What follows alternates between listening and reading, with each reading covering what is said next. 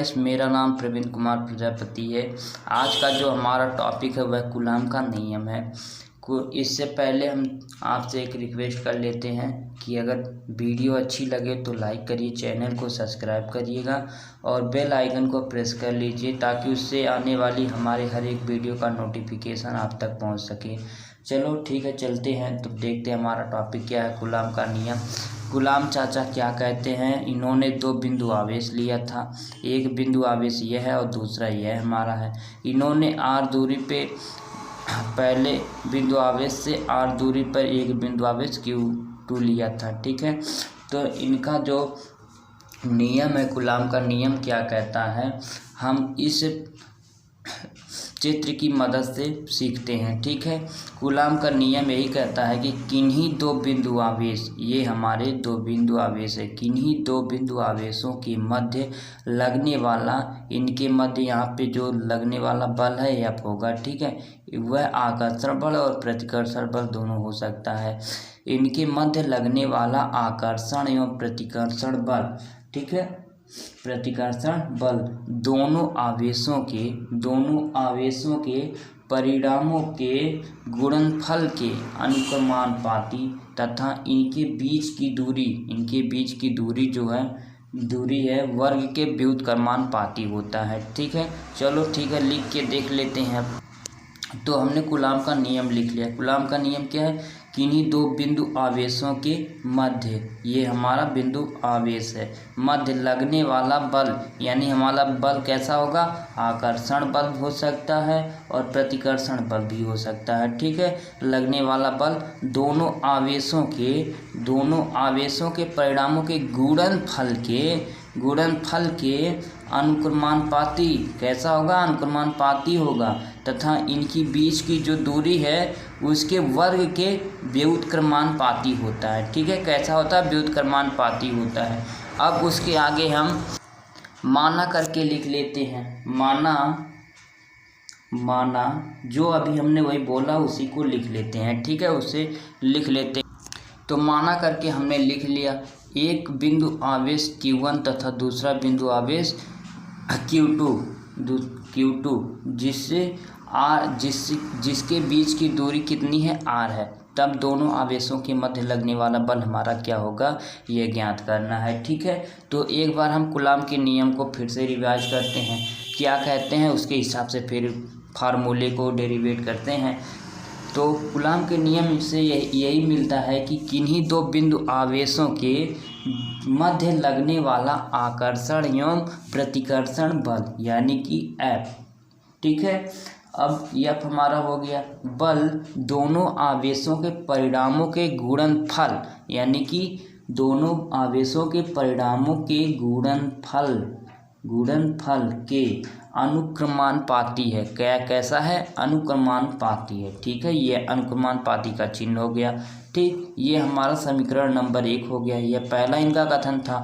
और दूसरा कथन क्या है, दूसरा कथन यही है कि उनके बीच, यानी कि बल की F, जो आवेश हैं उनके बीच की दूरी के वर्ग के, यानी बीच की दूरी हमारी क्या है, r है ना, तो r हो गया हमारा, बीच की दूरी के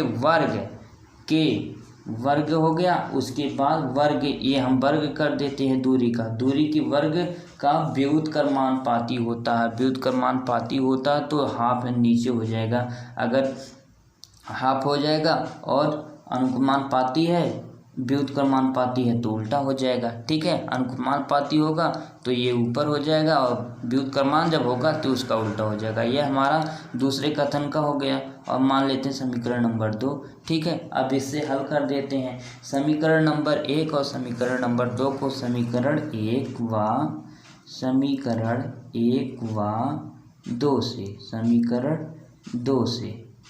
ठीक है, 2 से। अब देखते हैं, इधर F बराबर है तो इसे हम लिख लेते हैं। ठीक है, F जब बराबर है, प्रोपोर्शनल का चिन्ह है तो प्रोपोर्शनल लगा देते हैं। अब Q1 इंटू Q2 अपान का r² है। ठीक है, अब ये हमारा हो गया इतना। अब उसके आगे क्या है, उसके आगे हमारा यही होगा F इक्वल टू, जब बराबर हम करेंगे तो ये प्रोपोर्शनल जब हटेगा तो इसके स्थान पे एक कांस्टेंट लगता है, ठीक है। तो इसकी जगह पे K लग गया हमारा, और Q1 अपान Q2 अपान आर स्क्वायर हो गया, ठीक है। आर स्क्वायर ये हमारा जो है तीसरा समीकरण हो गया, ठीक, ये तीसरा समीकरण हो गया। अब CGS पद्धति में, CGS पद्धति में K का जो मान हमारा होता है 1 होता है। अब इस K को मान को समीकरण नंबर 3 में रख देते हैं तो K बराबर जब 1 हो जाएगा तो F इक्वल टू, अब K 1 हो गया तो 1 का गुणा जब किसी में करते तो कोई इससे मतलब है नहीं, तो Q1 अपान Q2 अपान आर स्क्वायर ये हमारा प्राप्त हो जाता है, ठीक है। अब लेकिन जब SI पद्धति में K का मान लेते हैं तो उसके लिए एक अलग ही फार्मूला निकल के आता है। SI पद्धति में K का मान जो हमारा होता है 1/4 पाई एप्सिलॉन नॉट होता है, ठीक है। तो यहाँ पे अब रख देते हैं K के मान की जगह पे F इक्वल टू, K का मान हमारा कितना 1/4 पाई एप्सिलॉन नॉट है इंटू Q1 Q2 अपान का आर स्क्वायर है, ठीक है। अब इसका K का जो आंकिक मान है वह 9 गुणे 10 की घात 9 होता है, ठीक है। अब इसकी जगह पे रख देते हैं F equal to 1/4 pi epsilon naught की जगह पे हम इसे रख देते हैं 9 गुणे 10 की घात 9 इंटू Q1 Q2 अपान का आर स्क्वायर, ठीक है। इसे रख देते हैं और सिंपली जो हमारा फार्मूला आता है वह हमारा यही आ जाता है, F equal to 1/4 pi epsilon into Q1 Q2 upon r square. अब इसका जो मात्रक होता है वह न्यूटन होता है, ठीक है, न्यूटन, ठीक। ये हमारा कूलम का नियम है।